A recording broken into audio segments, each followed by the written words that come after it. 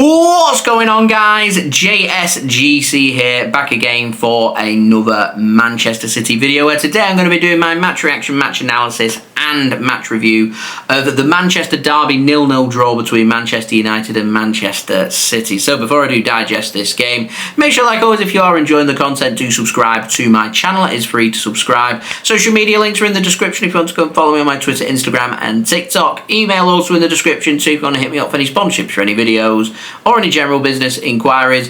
Don't forget to leave a thumbs up on the video and do get your thoughts in the comments below. What are your thoughts? What are your thoughts on the team selection? What are your thoughts on the performance? What are your thoughts on the attitude of the performance? Let me know in the comments below. So, firstly, I'm going to try and be as positive as I can from this performance. I'm thinking to myself, from a positive aspect, this point could be the difference between us being in the Champions League and not in the Champions League for next season. That's how tight it's going to be. I am a bit disappointed that we saw Nottingham Forest lose this weekend against Aston Villa, who have made some gains on us. Chelsea dropped points earlier on today in a 0-0 draw against Brentford away from home. Newcastle, I'm going to presume that they win against Leicester City away from home tomorrow, because Leicester City, I don't think are going to do anything against Newcastle United. I hope I'm wrong, but I don't think they're going to do anything. Which means with Newcastle having that game in hand, there's teams above us who are causing me a lot of concern. And heading into this game, we had a perfect opportunity to go into the top four, get some pressure onto Nottingham Forest and start to solidify ourselves for the Champions League for next season. And every time we get given these opportunities with teams around us dropping points, we're not capitalising upon that, and we're dropping points ourselves, and it's just leaving things wide open from the fact that we've still got Fulham interested in potentially making the Champions League for next season, with them picking up a very impressive win against Liverpool earlier on today at Craven Cottage. So in terms of like the neutral aspect and the amount of teams that you've got competing for these spots, there's still 2, maybe even 3 Champions League spots that are going to be available, and you've got 5 or 6 teams that are more than capable of being able to secure them. So when you've got opportunities to be able to win games, you've got to win your games. We know what it takes to win at the business end of the season. You've got to manage your games, manage your expectations, and when you get the opportunities to score goals, you've got to take them. The problem is that I just weren't expecting City to score any of the goals, because other than that free kick from Omar Marmoush and a sweet hit which forced a save from Onana, we didn't do that much. It was a very careful first half with few opportunities. Second half, United managed that game better than City, and I thought like United were more likely to score than City.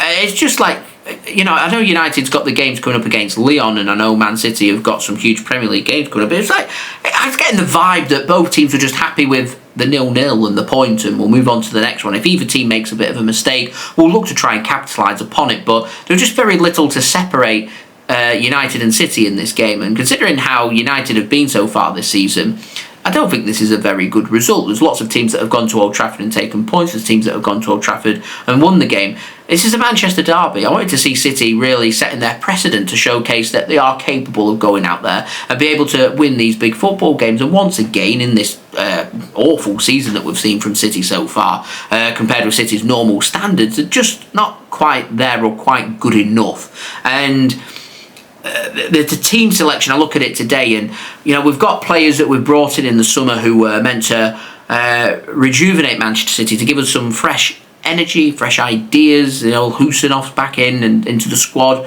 on the bench, gets no minutes. Nico Gonzalez, have spent so much money on him to bring him in on the bench and getting no minutes, and you know, continuing to stick with the same old. The same old wasn't working in the first half of the season.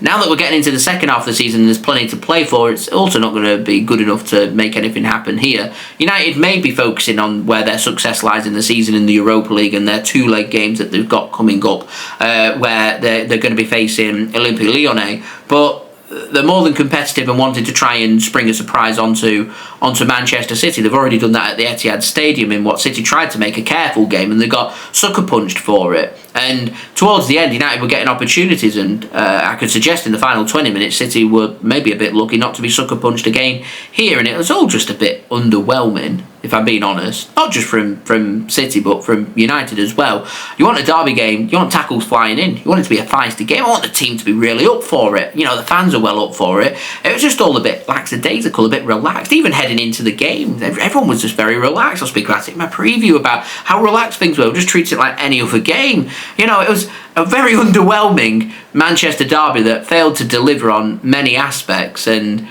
I don't know how I feel about that, if I'm being honest with you guys. It's just, I wanted to see more from Manchester City, and I didn't see more from Manchester City.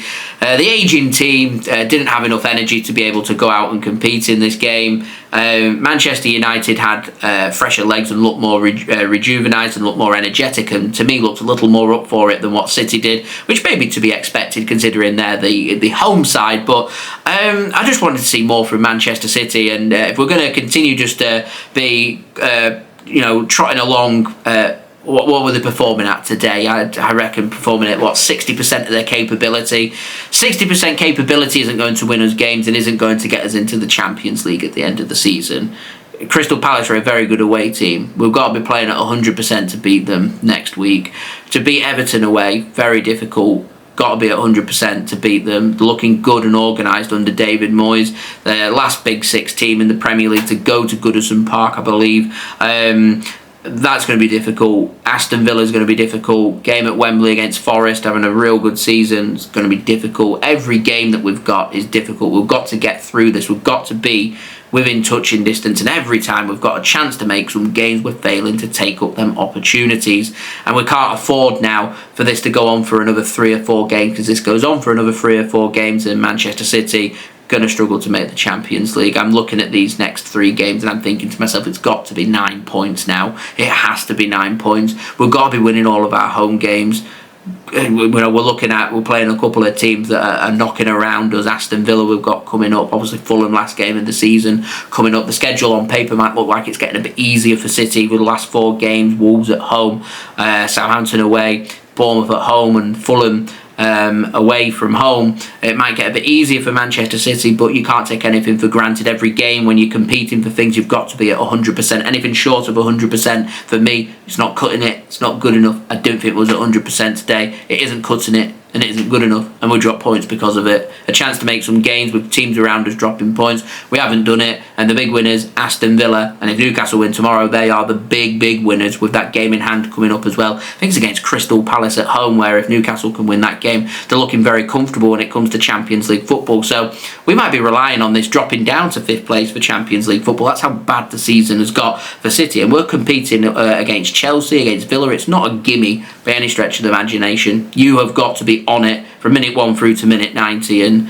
it's just all a bit lackadaisical. Didn't think the team selection today was the best team selection we could have gone with. We needed energy and pace, leaving the likes of Savinho and Doku on the bench. Savinho getting no minutes, just not quite cutting it for me. Yeah, I don't think there's, honestly, 0-0 is not much more I can speak about, to be honest.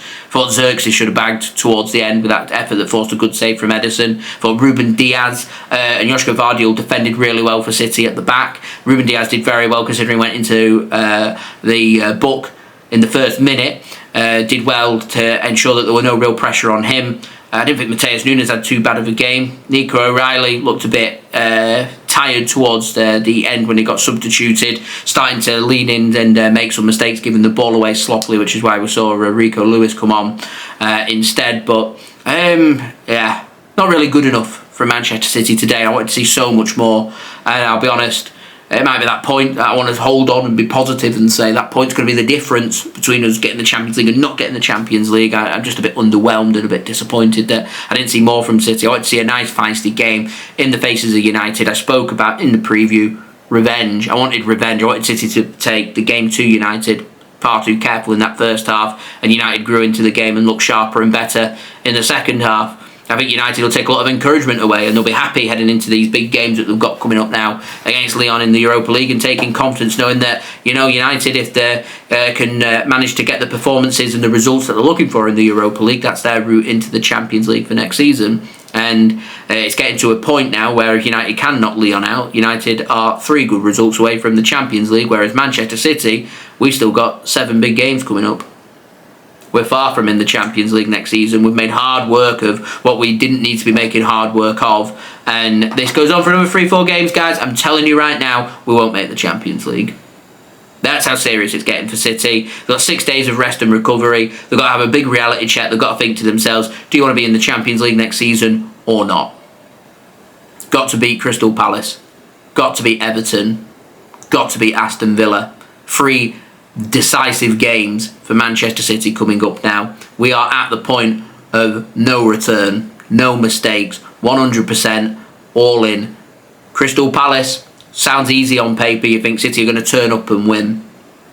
Very good away team, very physical, very difficult team, in your face, high pressing, quality in attack, pace in attack. They will cause problems. City have got to be wary, got to be much better than what they were today. Today, for me, it's got to be the last time we speak about a bad, negative result and performance from Man City. And I don't think there's any more margin for error. They've got to make it happen. There's very little wiggle room now for Manchester City. Very little wiggle room. I'm not expecting Chelsea, Newcastle, Villa, Forest to be dropping many more points. I don't think it'll happen. Very disappointing today from City. It's got to come to an end today for City. Got to sharpen up. Got to be much better.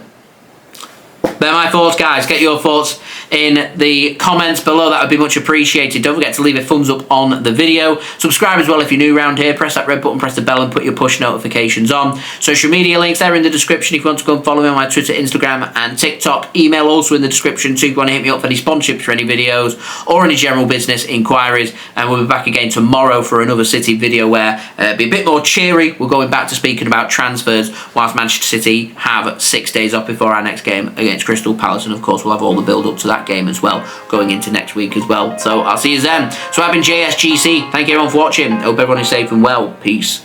Ciao for now.